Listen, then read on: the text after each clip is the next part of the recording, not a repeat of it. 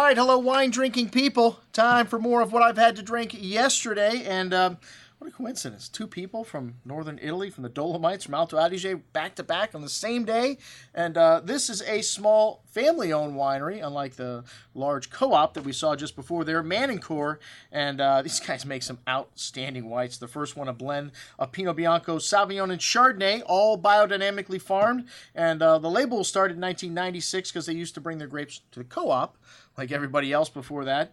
But they did make their wine under this label from 1915 and before. So a very old family here. They make 10,000 to 12,000 bottles of this white blend, and very fresh, almost a spritz on the finish here to this wine. That minerality you get from this region really showing through, but lovely tree fruit, great citrus and apple, and white flowers, a little hint of ginger spice, an excellent little unique white at $20.25. Is that cheaper than the co-op's one?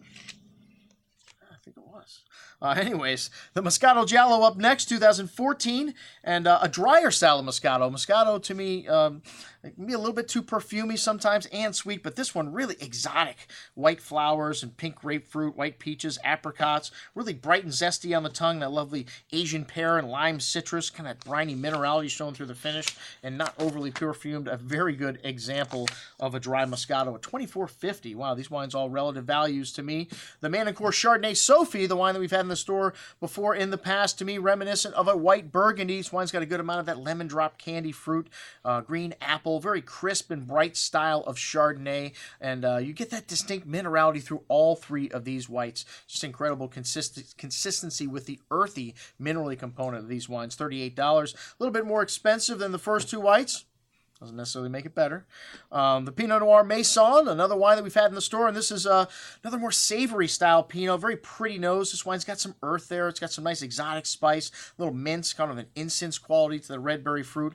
Really nice bit of red berry fruit on the tongue, though. Really rich and round and smooth, silky tannins. One of the things we love about Pinot Noir, the texture, and that nice spice and freshness. An excellent little Pinot at $47.25. A little bit more expensive, but it's Pinot Noir. Usually it is. All right, and then the Reserve d'Alicante Vigna della Dolomiti Rosso, a blend of Lagrein, Merlot, Cabernet Sauvignon. And you know, it's just kind of funny because a week ago someone asked us about the Lagrein from Manincor, and although we did have it, that's the one thing that Luigi's not bringing in. One of the most unique whites from this reds from this region. This is a blend of three different varietals, but you get that Lagrein, that wild character in the nose here. And hey, these guys use barriques from their own forest. That's how legit they are, man. The wood even comes from their backyard. A good amount of that barnyard and earth note. Like I said, that dark plum and berry fruit. This wine is Winery of the Year in the Gambero Rosso, if that makes a difference to anybody that reads that publication. That's like the Wine Spectator of Italy. Really rustic on the palate. This wine's got that nice barnyard quality from the nose coming through on the finish. Excellent little unique red at $30 a bottle. I'm not even going to talk about the Lagrein because we don't have any to sell you, but one of the most unique reds, a great candidate for a brown bag. I'm your host, Andrew Lampasoni, signing off for the Wine Watch, saying remember, always drink the good stuff first.